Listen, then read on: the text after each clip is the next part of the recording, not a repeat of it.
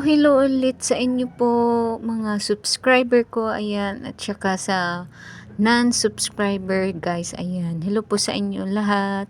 For today's video guys, ayan, mag-tiktok muna ako guys ha, ayan, tignan natin kung anong itsura ko guys. Oops, ayan, parang hindi ako Charot lang, ayan guys. Happy Lunar New Year guys sa lahat. 2 hours later. So ito muna guys ang ating gagawin guys. Ayan, magluto muna tayo kasi may nagbigay sa amin guys ng tikoy or sticker rice guys. Ayan. So hello guys, ayan. I-wrap na natin siya guys.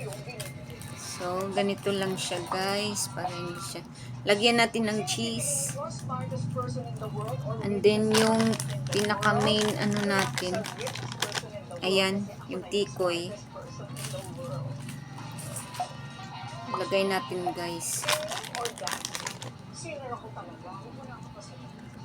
Sa high school, bumagsak ako sa Philippine class at hindi na ako natuloy sa ballet. Yan. So, pero ako'y nasa chorus. Yan.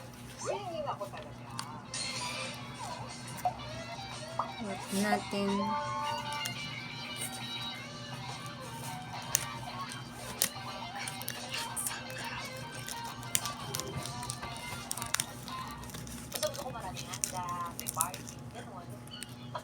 Ayan guys. Punit-punit yung ano natin guys.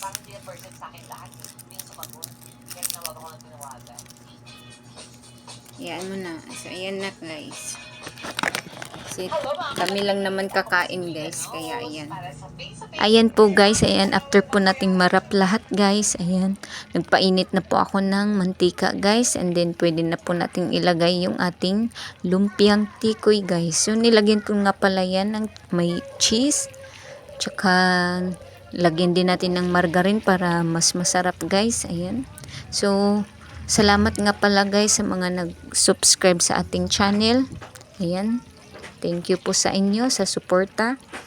At saka guys, after po niyan mag-brown na, ayan, baliktad na po natin para hindi po masunog ang ating niluluto.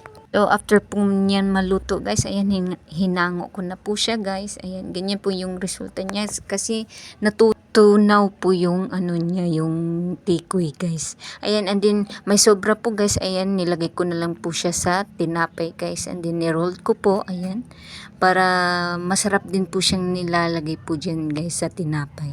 So after po niyan maluto na din ng ating tinapay. So ayan, kuhanin na po natin. And then after po niyan, so ayan na po yung resulta niya. So again guys, salamat po sa mga nag-subscribe. Ayan. And then ayan yung mga anak ko guys. Ayan, tuwang-tuwa na. So sabi ko masarap ba ang mukha ng buboy ko. Ayan, nasarapan po sila guys. So yun lang po. Thank you for watching.